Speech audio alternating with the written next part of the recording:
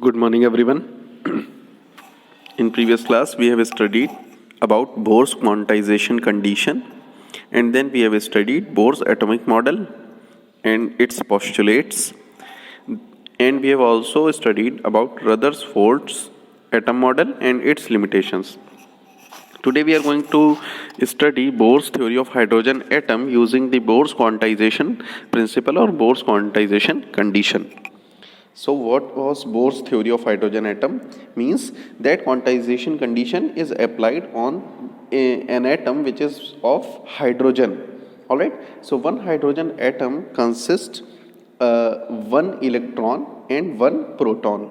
So this theory will be applied to a very simplistic arrangement of electrons and protons in an atom. So let's understand what it is. See, here we have a nucleus, all right, and it has some outer orbits. Consider this nucleus having positive charge z number of charges, and E is elemental charge. It has one electron outside. अब देखिए, एक electron हो या अगर neutral atom है तो उतने ही electron होंगे जितने यहाँ पे प्रोटॉन्स होंगे. Consider z is equals to 1, then this will be a hydrogen atom. क्या होगा? एक हाइड्रोजन एटम होगा. As we know, hydrogen atom has one proton and one electron, so this will be our simplistic formation. Now if the radius of this orbit through which this electron is orbiting has r value radius and it has orbital speed small v, ये orbital speed है. If this electron has mass small m, then we are going to study about this arrangement. See, according to Bohr's theory, a hydrogen atom consists of a nucleus with positive charge. If it is hydrogen atom, then it is one proton charge, one positive charge. All right. Here Z is the atomic number, so Z will be equals to 1. The electrostatic force of attraction between the nucleus and the electron is to keep the electron in its orbit. All right. The centripetal force will be provided by the electrostatic interaction between these two. So we can say centripetal force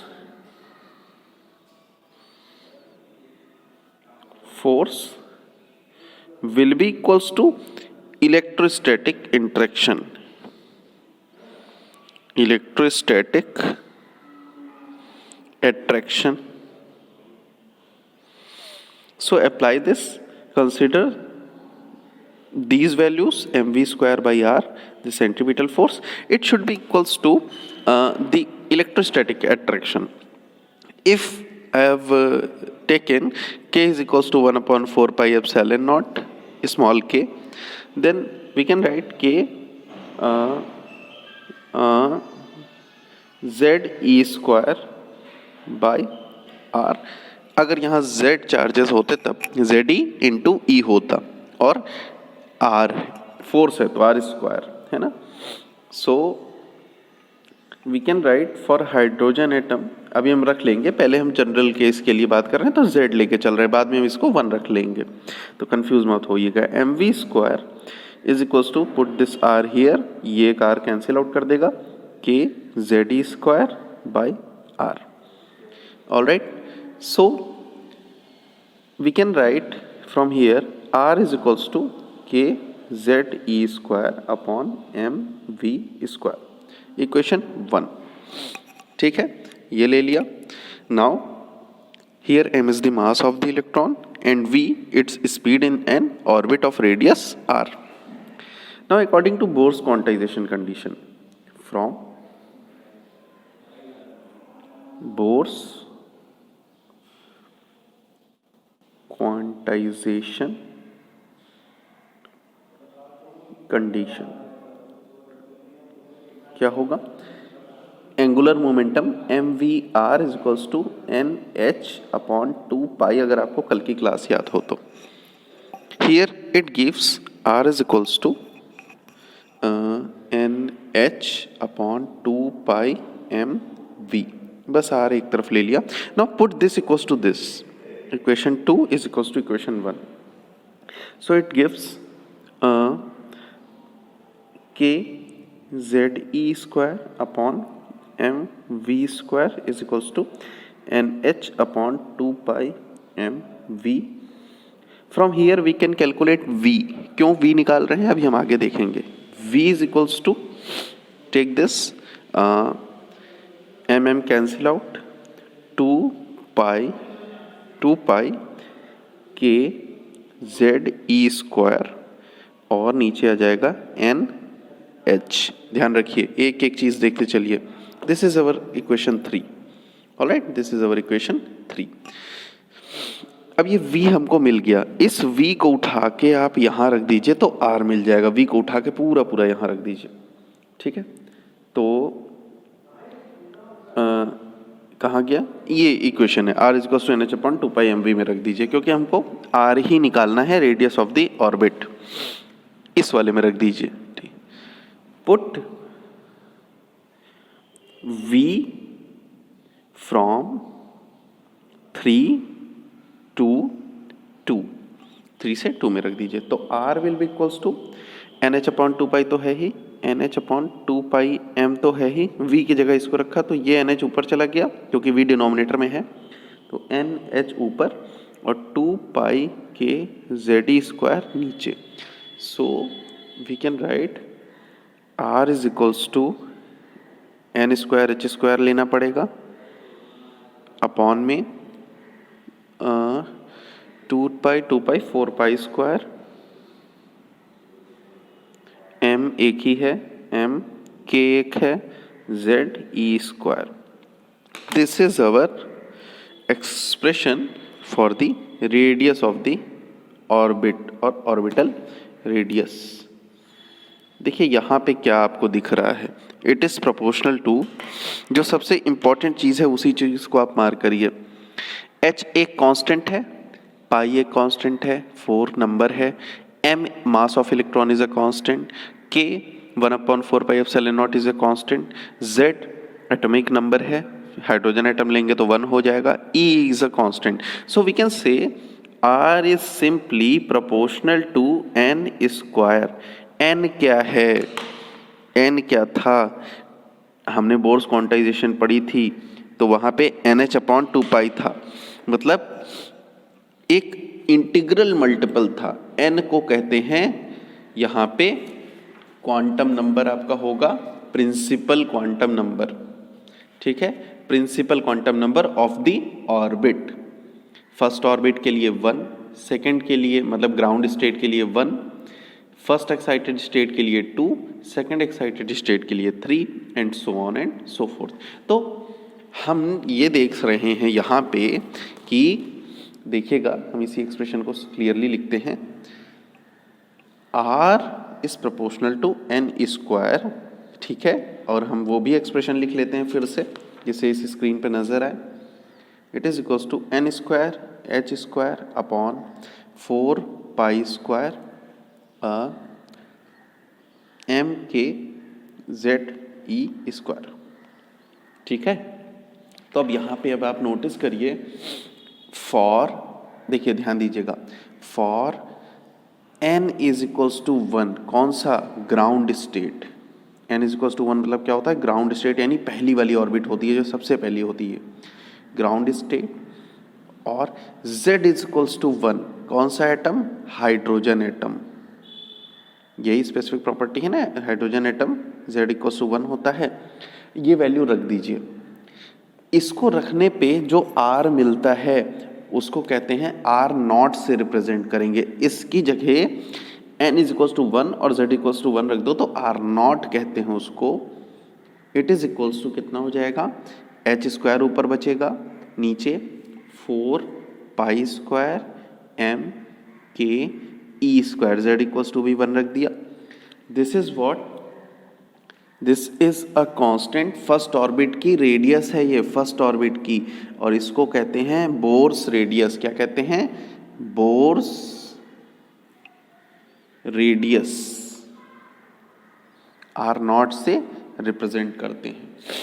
ठीक है, हम चाहें तो इसको calculate भी कर सकते हैं, क्योंकि देखिए एच पाई एम के सब कांस्टेंट है, तो चलिए रखते हैं। R nought will be equals to H की जगह 6.64 इंटू 10⁻, ये -34 बाई इसका होल स्क्वायर बाई 4, पाई की जगह 3.14 का square and multiplied by mass of electron 9.1 into 10⁻31 kilogram, याद होगा आपको,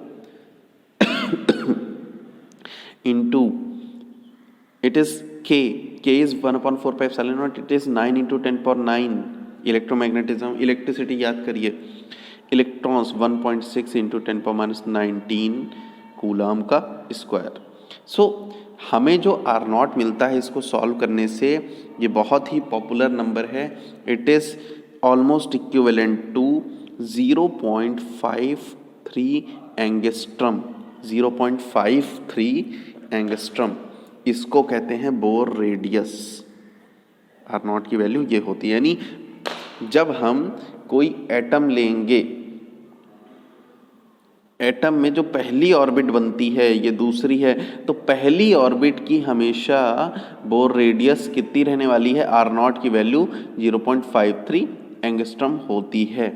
ठीक है, तो ये हो गया Bohr radius. Now come to our next part, that is with how much speed the electron revolves around its first orbit, है ना, और सेकेंड ऑर्बिट और थर्ड ऑर्बिट। यानी अब हम कैलकुलेट करेंगे ऑर्बिटल स्पीड। क्या कैलकुलेट करेंगे? Orbital speed of electron. देखिए ऑर्बिटल स्पीड को करने के लिए सिंपल है, हमने पहले ही एक फॉर्मूला भी देख रखा था जब हम v निकाले थे। v इज इक्वल्स टू हमने क्या लिया था? 2πk z² अपॉन NH, यही था, आप पीछे देखिएगा। इसी v में हमने क्या किया, देखिए ध्यान दीजिएगा, हम हाइड्रोजन एटम के लिए पढ़ रहे हैं, for hydrogen z equals to 1 रख दिया। ठीक है, z इक्वल्स टू 1 रख दिया। अब यहाँ पे v इज इक्वल्स टू हो गया 2πke²/NH। देखिएगा यहाँ बस एक स्टेप आपको ध्यान रखना है, ऑर्बिटल रेडियस निकालने के लिए, ऑर्बिटल स्पीड निकालने के लिए हम इसको 2πke² एक साथ रख रहे हैं। ठीक है, h लेफ्ट रख रहे हैं, n को इधर कर रहे हैं, n। ठीक है, c से ऊपर मल्टीप्लाइड स्पीड ऑफ लाइट से, और c से नीचे डिवाइड स्पीड ऑफ लाइट से। ये कांस्टेंट है, इसलिए हमने मल्टीप्लाई करने में हमें आपत्ति नहीं है, multiply divide. Now take this in 1 bracket, c/n अलग कर लिया हमने, 2 constant, pi constant, k constant, e constant, c constant, h constant. k is 1/4πε0, c is the speed of light, h Planck's constant. Now यहाँ पे हम इस पूरी quantity को डिफाइन करते हैं अल्फा से, मतलब हम क्या लेते हैं, alpha is equals to 2πke² upon CH। यहाँ हम इस क्वांटिटी को नाम देते हैं अल्फा।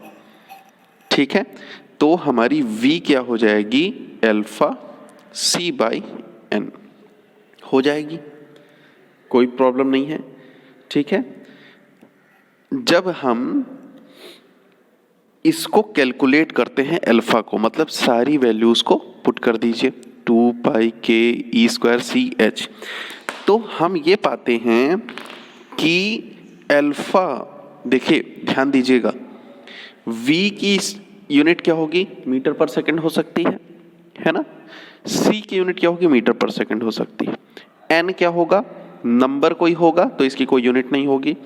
अगर इसकी मीटर पर सेकंड है, इसकी मीटर पर सेकंड है, तो अल्फा की यूनिट क्या होनी चाहिए, ऐसी कि ये इसको अफेक्ट ना करे, मीटर पर सेकंड ही रहे, यानी अल्फा डायमेंशनलेस और यूनिटलेस होना चाहिए। और हम जब इन सारे वैल्यूज़ की यूनिट रखते हैं, यानी के की यूनिट, ई की यूनिट, सी की यूनिट और एच की यूनिट रखते हैं, तो हम पाते हैं कि ये एक यूनिटलेस कांस्टेंट बन जाता है, डायमेंशनलेस कांस्टेंट बन जाता है। अल्फा की वैल्यू जो आती है, ये आती है, जब आप वैल्यू सारी रखेंगे, ये आती है 1/37। इसका नाम होता है फाइन स्ट्रक्चर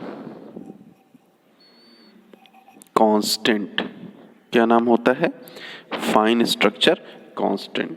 इसके बारे में अभी हमें ज़्यादा नहीं पढ़ना है। अल्फा की वैल्यू बस याद रखिएगा 1/137 होती है, ठीक है। So we can write v is equals to 1/137 c/n। ये होता है रिलेशन, ठीक है। ये ऑर्बिटल स्पीड के लिए रिलेशन होता है। अब अगर मान लीजिए यही ऑर्बिटल स्पीड हम हाइड्रोजन एटम के लिए पढ़ रहे हैं ना, हमने z इक्वल्स टू 1 रखा था। अगर मैं आपसे कहूँ फर्स्ट ऑर्बिट के लिए जरा स्पीड निकालो, फॉर फर्स्ट ऑर्बिट, आप तुरंत क्या करेंगे, n इक्वल्स टू 1 रख देंगे फर्स्ट ऑर्बिट के लिए, ग्राउंड स्टेट के लिए, ठीक है ना। सो जैसे ही आप n रखते हैं, आप पाते हैं कि v इक्वल्स टू हो जाता है 1/137 मल्टीप्लाइड बाई c, यही हो जाता है। इसका मतलब लाइट की स्पीड का 1/137 पार्ट है orbital speed of inner orbit of electron in inner orbit, ठीक है। सो वी कैन से दी वर्ड्स में लिख लेते हैं, speed of electron in the innermost orbit is 1/137th part of speed of light, किसमें, इन वैक्यूम है ना ये c, ठीक है। तो ये स्टेटमेंट हमारा बन गया कि फर्स्ट ऑर्बिट में जो इलेक्ट्रॉन रिवॉल्व करता है उसकी स्पीड क्या होती है, हमेशा 1/137 पार्ट होती है स्पीड ऑफ लाइट की, कांस्टेंट स्पीड से रिवॉल्व करता रहता है। और कांस्टेंट स्पीड से रिवॉल्व कर रहे हैं यानी वो उस ऑर्बिट में रहते हुए कोई भी एनर्जी लूज नहीं कर रहा, यही बात तो बोर ने कही थी। Now next part, how much energy does an electron contains when it is revolving in any particular orbit। एक ऑर्बिट में रहते हुए किसी इलेक्ट्रॉन के पास कितनी एनर्जी होती है, ठीक है। सबसे इंपॉर्टेंट टॉपिक है, सबसे इंपॉर्टेंट पार्ट है इसका, कितनी एनर्जी, क्योंकि आगे सब इसी पे डिपेंड है। So energy of the electron in an orbit, energy of the electron in an orbit। अब ध्यान दीजिएगा, किसी ऑर्बिट में इलेक्ट्रॉन की कितनी एनर्जी होती है। देखिए, जब कोई इलेक्ट्रॉन किसी ऑर्बिट में रोटेट कर रहा है तो एक तो उसके पास काइनेटिक एनर्जी है क्योंकि उसके पास स्पीड है, वो मोशन कर रहा है, और चूंकि वो इलेक्ट्रॉन एक न्यूक्लियस से बंधा हुआ है तो उसके पास अपनी एक पोटेंशियल एनर्जी भी होगी, ठीक है। तो काइनेटिक एनर्जी भी होगी, पोटेंशियल एनर्जी भी होगी। So we are going to calculate both these and then we will add this, alright. So kinetic energy of the electron in nth orbit, मैं किसी nth जनरल ऑर्बिट की बात करता हूं। हमको पता है काइनेटिक एनर्जी का एक ही फॉर्मूला होता है, कोई नया चीज नहीं है, 12 mv²। हमें क्या करना है, केवल उस ऑर्बिटल स्पीड जो भी हमने फॉर्मूला निकाला है केवल उसी को उठा के पुट कर दीजिए। हाफ एम वी कहाँ से पुट करना है, कौन वाला, आप पहला वाला एक्सप्रेशन याद करिए जो मैं पहले सबसे बताया था। v is equals to 2 pi के करके था ना वो जो एक्सप्रेशन। तो यहाँ से मैं फिर से लिख दे रहा हूँ M V square by R is equals to K Z E square by क्या होता था, M V square by R, ये हो गया centripetal, K Z E square by R square. ये एक्सप्रेशन आपने पढ़ा होगा, centripetal acceleration is equals to electrostatic force. बस यही पूरा पूरा उठा के देखिए हम क्या कर रहे हैं, इस पूरे एम वी स्क्वायर को पुट कर देते हैं। एक काम करते हैं, पूरे एम वी स्क्वायर को पुट कर दें। तो यहाँ से half M V square is equals to R, R इधर चला जाएगा, एक आर नीचे बचेगा, K Z E square by एक आर कैंसिल आउट है ना आर। देखिए एक ही चीज याद रखना है, सेंट्रीपिटल एक्सेलरेशन कहाँ से मिल रहा है, इलेक्ट्रोस्टैटिक फोर्स से। बस उन दोनों को इक्वेट किया, वहीं से एम वी स्क्वायर, पूरा पूरा एम वी स्क्वायर उठा के यहाँ से रख दिया, इसको पूरे को। ठीक है, ये एक्सप्रेशन, ये हो गई हमारी काइनेटिक एनर्जी। इसको इक्वेशन ए नाम दे दो। Now the potential energy. ठीक है, potential energy is due to electrostatic attraction. Potential energy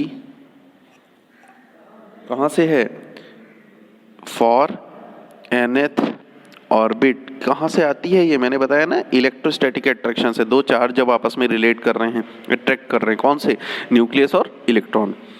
क्या होगा पोटेंशियल एनर्जी का फॉर्मूला, इलेक्ट्रोस्टैटिक फोर्स वाले एक्सप्रेशन से Pe will be equals to 1/4 pi epsilon nought को मैं स्मॉल के से रिप्रेजेंट कर रहा हूँ, के ZE इंटू ई, ZE इंटू ई, लेकिन यहाँ पे E को माइनस साइन के साथ लेना है क्योंकि हम अब पोटेंशियल एनर्जी कैलकुलेट कर रहे हैं, फोर्स नहीं, divided by R, only R। ठीक है ना, ये पोटेंशियल एनर्जी का रिलेशन। के क्या है, 1/4 पाई एप्सिलॉन नॉट। ठीक है, तो potential energy will be equals to, minus में एक माइनस साइन है ना, K ZE square by R. This will be our potential energy. This is our equation B. ठीक है, मैं दोनों को हाईलाइट कर देता हूँ. This is our kinetic energy and this is our potential energy. Now add these two. We are going to get an expression like En, total energy. Total energy of electron in nth orbit. ठीक है, E N से represent कर दिया. It is equals to कितना हो जाएगा, देखिए, के Z E square by 2r ऊपर वाला और माइनस में K Z E square by R नीचे वाला. तो ये एक्सप्रेशन, ये हाफ है, ये फुल वन है ना, तो माइनस में आएगा.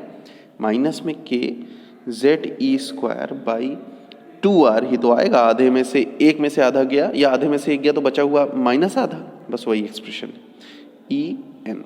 यहाँ पे बहुत ही इंटरेस्टिंग सा एक एक्सप्रेशन बनेगा. अभी तो हम इसको लिख लेते हैं, फिर वैल्यू रख देते हैं. देखिए यहाँ पे r की वैल्यू हम रखने वाले हैं. E N will be equal to, अभी हमने r बहुत बड़ा सा पीछे एक एक्सप्रेशन डिराइव किया था, सीधे मैं उसी को रख रहा हूँ. तो r वॉज, ये सब आपको याद करना पड़ेगा, N square H square 4 pi square M K Z E square, ये सब याद रखना पड़ेगा आपको कि कहीं कन्फ्यूजन ना हो. N square H square upon 4 pi square M K Z E square, या तो आप बार बार निकालिए.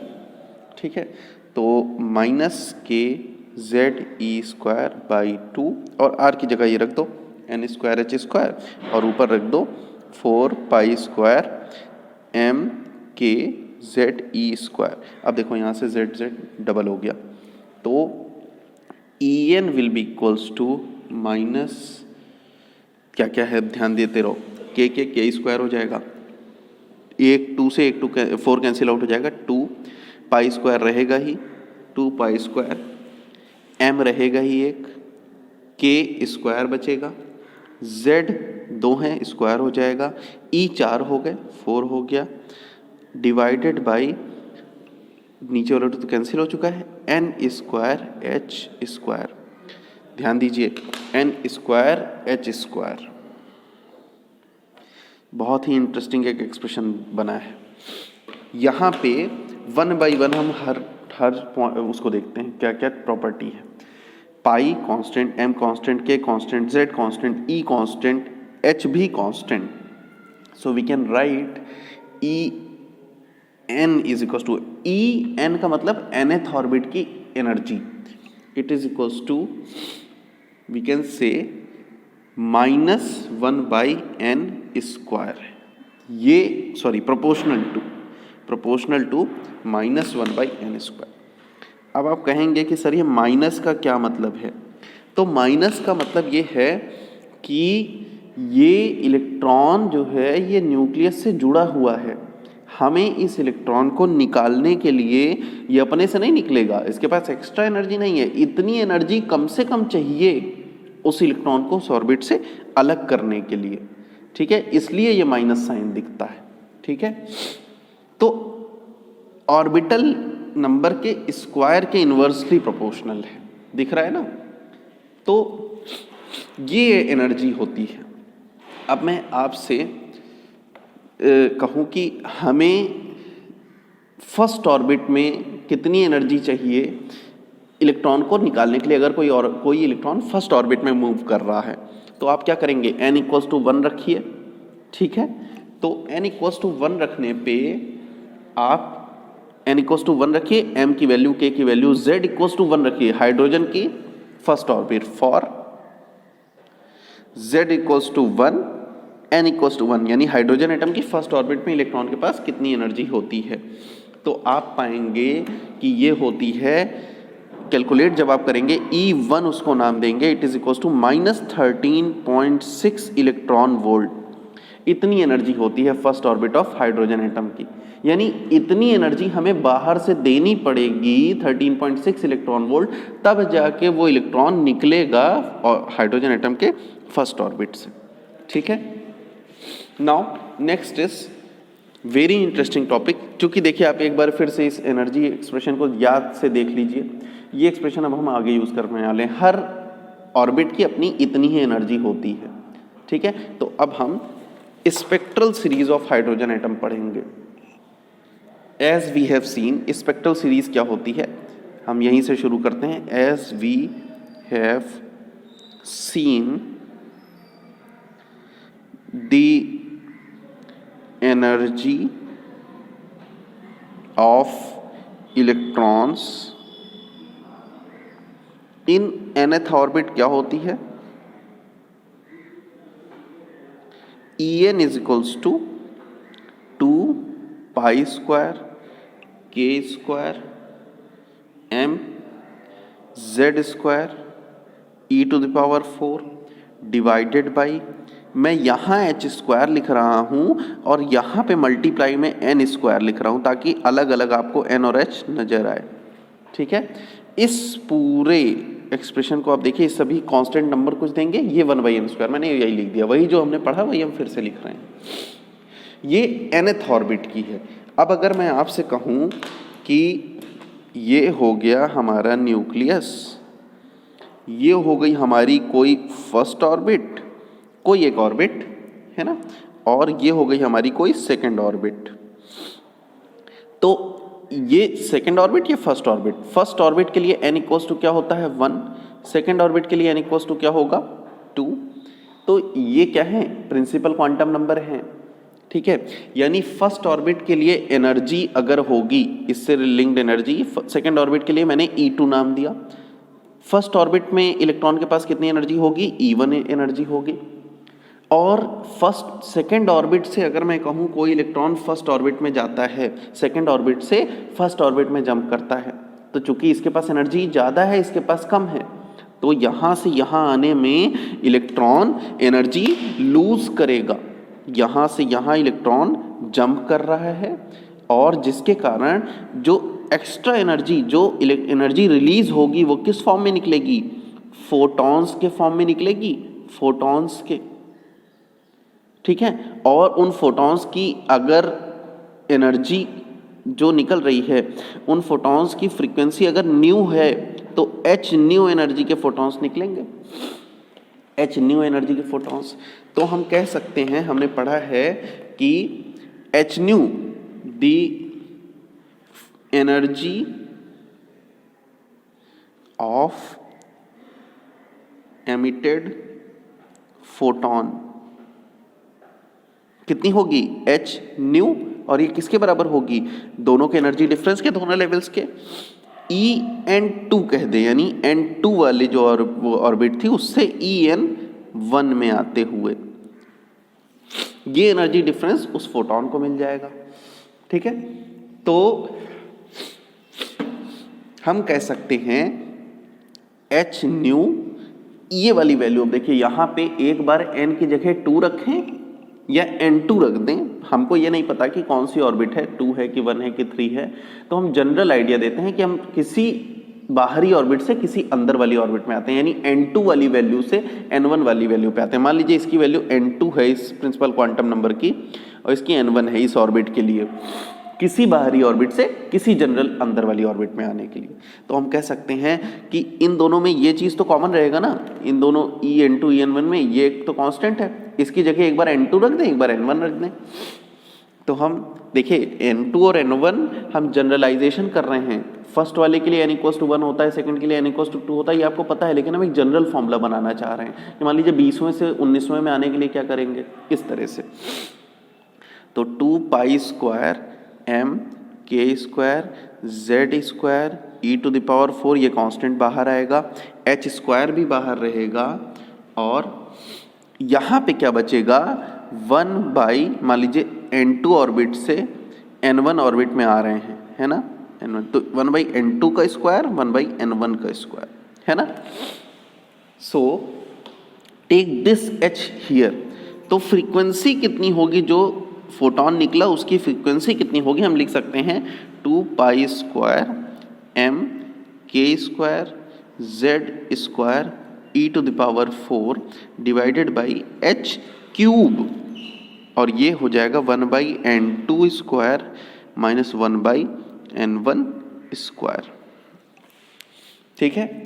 सो if as we know c is equal to nu lambda होता है, velocity equal to frequency into wavelength, है ना, c equal to nu lambda. So we can say here nu will be equals to कितना, c by lambda. यहाँ एक quantity आपने wave, जब आपने वेव्स पढ़ा था 11th में, तो आपने पढ़ी थी वेव नंबर एक क्वांटिटी होती है, वेव नंबर। सो वेव नंबर हम यहाँ निकालने वाले हैं, फ्रीक्वेंसी का एक्सप्रेशन तो ये हो गया, ठीक है, ये हो गया frequency expression. Wave number nu bar से रिप्रेजेंट करते हैं, फ्रीक्वेंसी वाले सिंबल यूज करते हैं लेकिन ऊपर बार लगाते हैं, it is equal to 1 by lambda ना,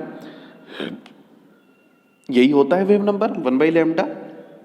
तो अगर nu is equal to c by lambda, तो 1 बाई लैम्डा निकालना है तो न्यू बाई c हो जाएगा, यहां से new by c, so new by c, ठीक है। अब इसी को हम यहाँ पे निकालने वाले हैं, इसी न्यू की जगह ये पूरा पुट कर दें, तो वेव नंबर यहाँ से उस वेव का निकल जाएगा, nu bar wave number we will be equals to, यहाँ पे न्यू की वैल्यू ऊपर वाली पुट कर दीजिए, 2 पाई square m k square z square e⁴, केवल यहाँ नीचे c मल्टीप्लाई होना है, h क्यूब तो आ ही चुका था अभी तक, c h क्यूब, ठीक है, और ये हो गया 1 by n2 square minus 1 by n1 square, ठीक है।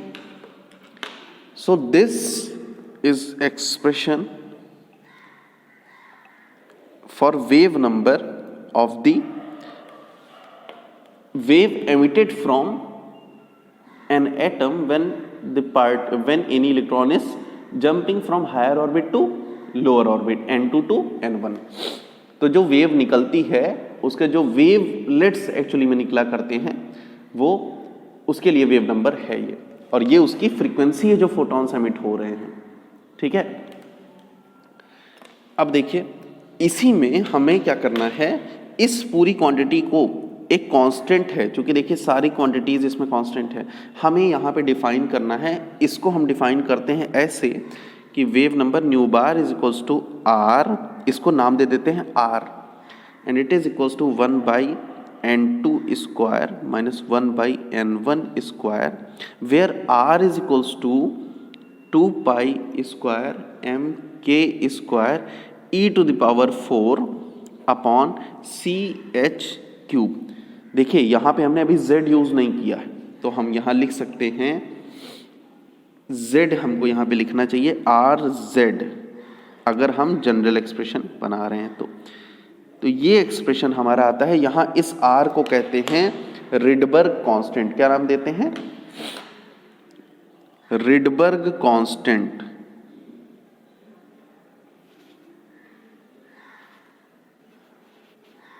रिडबर्ग कांस्टेंट कहते हैं, और इसकी वैल्यू होती है 1.09 इंटू 10⁻⁷ पर मीटर, ठीक है। तो ये एक्सप्रेशन हमने न्यू बार के लिए देखा जब इलेक्ट्रॉन्स हायर ऑर्बिट से लोअर ऑर्बिट में जाते हैं। अब हम एक एक्सप्रेशन देख चुके हैं, नेक्स्ट क्लास में हम डिफरेंट सीरीज यहीं से शुरू करके निकालेंगे। Alright, thank you.